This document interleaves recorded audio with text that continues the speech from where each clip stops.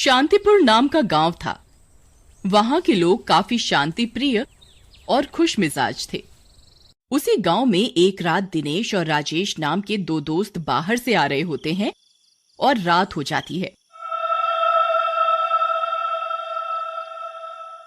अरे राजेश भाई, थोड़ा जल्दी जल्दी चलो। आप तो नई दुल्हन की तरह आराम आराम से चल रहे हो। रात हो गई है और आगे सुनसान रास्ता है। अरे दिनेश, अब मैं तुम्हारी तरह माल तो खाता नहीं, आराम आराम से ही चल पाऊंगा। तुम्हें लगता है भाभी से मिलने की जल्दी हो रही है? ऐसा कहकर दोनों हंसते हुए आगे बढ़ जाते हैं। तभी उन्हें किसी की आवाज सुनाई देती है। दिनेश, तुमने किसी की आवाज सुनी? ऐसा लगा कि जैसे कोई हमें आवाज दे रहा है। हाँ राजेश भाई, सुनी तो मैंने भी, लेकिन इतनी रात को हमें कौन आवाज देगा, वो भी इतनी सुनसान रास्ते में। तभी उन्हें फिर से वही आवाज सुनाई देती है। इस बार वो उन दोनों का नाम ले रही होती है। राजेश, ओ दिनेश। दिनेश भाई, मैं तो कहता हूँ अब भाग लो यहाँ से। ये तो कोई भूत प्रेत का मामला लगता है। भागो रे भागो, अपनी जान बचा के भागो। ऐसा कहकर राजेश और दिनेश वहाँ से भागने लगते हैं। लेकिन तभी वहाँ एक भूत उनके सामने आ जाता है। कहाँ भाग रहे हो तुम दोनों? कहाँ जाओगे मुझसे बच के? मैं तुम्हें छोड़ूंगा नहीं। ऐसा कहकर भूत उन दोनों पर हमला कर देता है। दोनों डर के मारे बेहोश हो जाते हैं और भूत वहाँ से चला जाता है। अगले दिन कुछ गांव वाले वहाँ पर आते हैं। अरे वहाँ देखो कौन उल्टा पड़ा है, देखो इनको।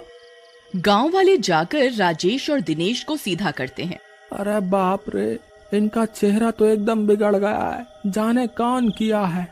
तब तक राजेश और दिनेश को होश आ जाता है और वो दोनों अपना चेहरा देखकर डर जाते हैं। अरे दिनेश भाई, ये हमारे चेहरे को क्या हुआ? अब सारा का सारा नोचा हुआ है। अब हम किसी को मुंह दिखाने के लायक नहीं रहे। सही बोलते हो भाई, ससुरी हमारी बीवी भी नहीं पहचानेगी हमको। चुप बकर बकर लगा रखी है? अरे तुम दोनों रोते ही रहोगे कि बताओगे भी कुछ? क्या हुआ है? कौन बिगाड़ा तुम्हारा होलिया? कौनो आमिर खान तो नहीं हो तुम लोग जो इतना रो रहे? फिर दिनेश और राजेश उनको रात वाली सारी बातें बताते हैं, जिसे सुनकर गांव वाले हंसने लगते हैं। अच्छा, तो तुम कहत हो रात में एक भूत आया और खाली तुम्हारा मुंह नोच के चला गया और जान बख्श दिया है? अरे का झंडू समझत हो का हम सब का? न जाने कहां से पिट पिटा के आ रहे, फालतू बतला रहे। नहीं भाई, हम सच कह रहे हैं, सच में ऐसा ही हुआ था। फालतू बात मत करा हो, अभी तो तुम्हारा मुंह नोचा गया है, ज्यादा बोले तो हाथ पांव भी तोड़ देंगे। अफवाह फैलाते हो। ऐसा कहकर गांव वाले उनको वहां से भगा देते हैं। उसी रात बिरजू छत पर सो रहा होता है। तभी वो भूत उसकी खाट के सामने आकर खड़ा हो जाता है और उसे जोर से लात मारता है। कौन है? किसने मुझे लात मारी? किसकी मौत आई है? लेकिन जैसे ही वह भूत को देखता है, उसकी सिट्टी पिट्टी गुम हो जाती है। उसकी आंखें फटी की फटी रह जाती हैं। मेरी मौत आई है।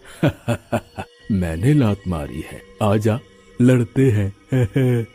बिरजू भूत के पैरों में गिर जाता है और माफी मांगता है, लेकिन भूत उसे भी मुंह नोच कर बेहोश कर चला जाता है।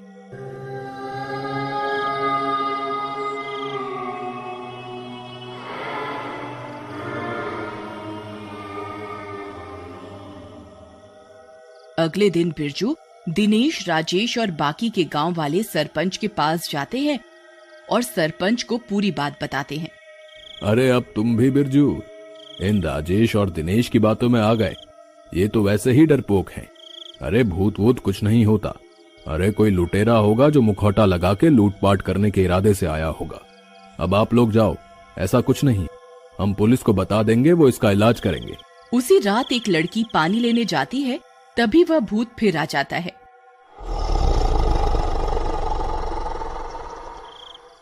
लड़की, थोड़ा सा पानी हमें भी पिला दो। भागो रे भागो, अपनी जान बचा के भागो। ये मुंह नोचवा तो फिर आ गया, बचाओ।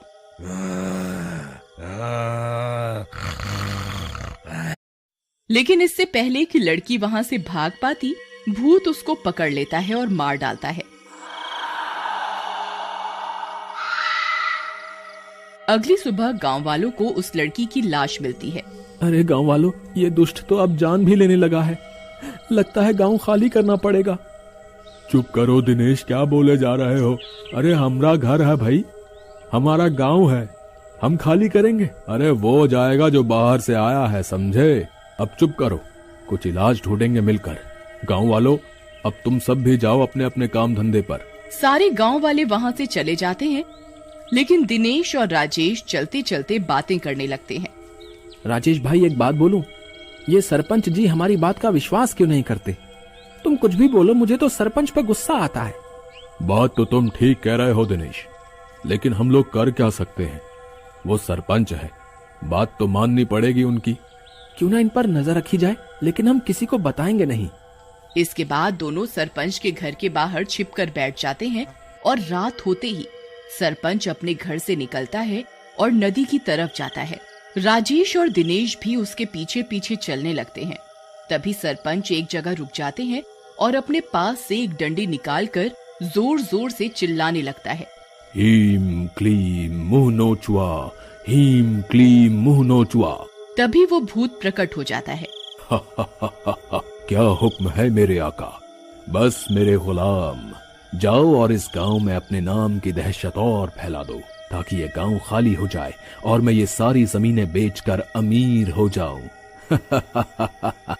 इसके बाद भूत वहां से चला जाता है और सरपंच भी अपने घर को चल पड़ता है।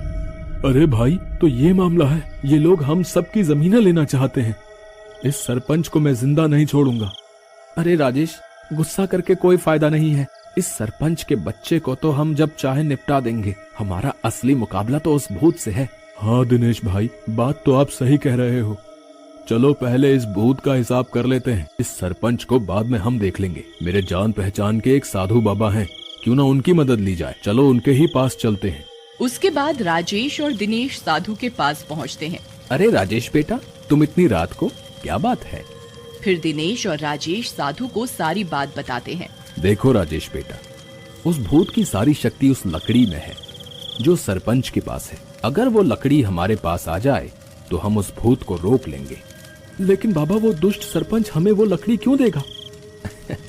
बेटा, हमने कब कहा कि वो हमें देगा? वो हमें उससे छीननी पड़ेगी और ये काम हमें जल्दी ही करना होगा। उसके बाद तीनों योजना बनाते हैं और योजना के अनुसार अगली रात को वो तीनों भी सरपंच के पीछे चल पड़ते हैं।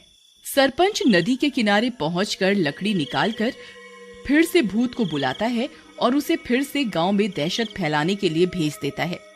लेकिन वो जैसे ही अपने घर जाने के लिए मुड़ता है, दिनेश उसे जोर से लात मारता है। सरपंच नीचे गिर जाता है और उसके हाथ से लकड़ी दूर गिर जाती है।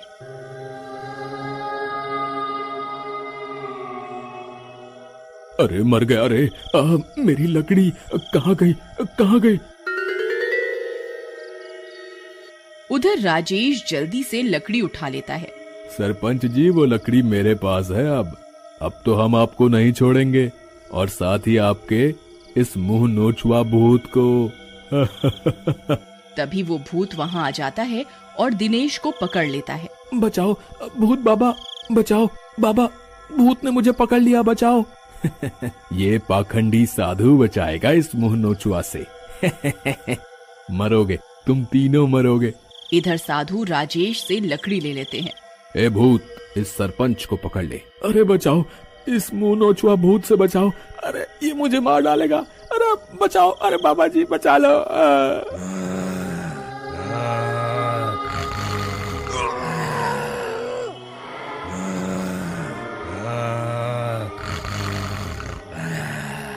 लेकिन साधु भूत को नहीं रोकते।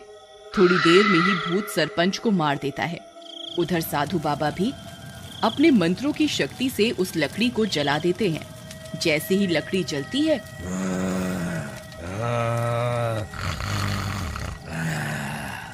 भूत भी जलकर गायब हो जाता है।